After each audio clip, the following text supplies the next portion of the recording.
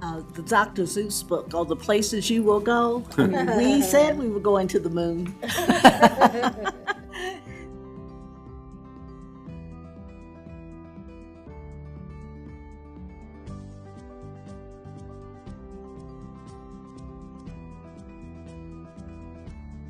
Model. This is a once-in-a-lifetime opportunity to really create an accountability model that's meaningful to our communities. It's responsive, it's transparent, and it's about shared ownership of what's happening in our schools. If anything positive came out of COVID, it was that communities want more voice in our schools. This is built on three priorities, three pillars, if you will. First of all, vibrant learning experiences. Vibrant learning experiences to get our students in classes. But not only that, whatever they're doing is meaningful to when they leave our four walls. We're also encouraging innovation, especially around assessment.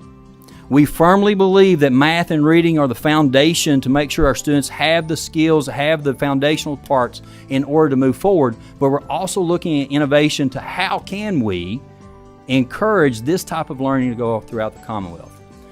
But also too, I think the piece that makes this happen is the bold new part of collaboration with communities. Most, if not all, the opportunities I talked to you had to happen with the collaboration with the local business, with the hospital, with faith organizations.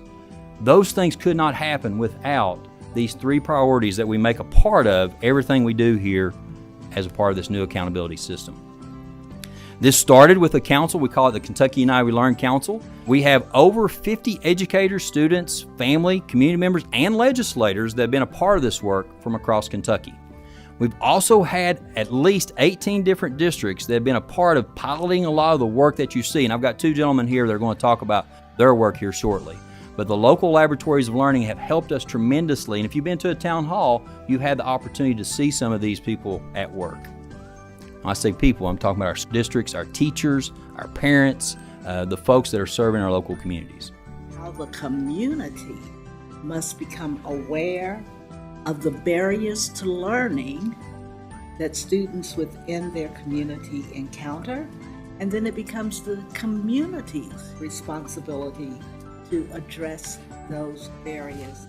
And even as a policy wonk, I fully suspect that the community's address of those barriers will be much faster and more effective than depending on policy.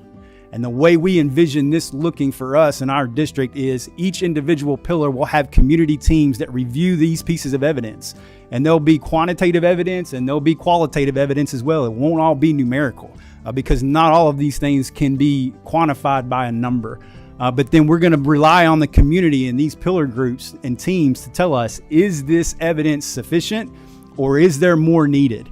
Are we good enough where we say we want to be? Are we truly meeting the expectation, or is there more work to be done? And those conversations are what's going to drive our improvement initiatives and drive the decisions about how we spend our resources and time in terms of what we want to improve and how we want to improve those things. And I do want to say, I hope we will continue to dig into the various aspects of this framework from the perspective of all the important people who will depend on it, including community leaders and also including students, to really understand how we can make this serve their needs for information to support their learning. This is not about making headlines. This is about informing practice, informing what we do to support students on the way to achieving their mastery of the curriculum objectives and standards in our curriculums.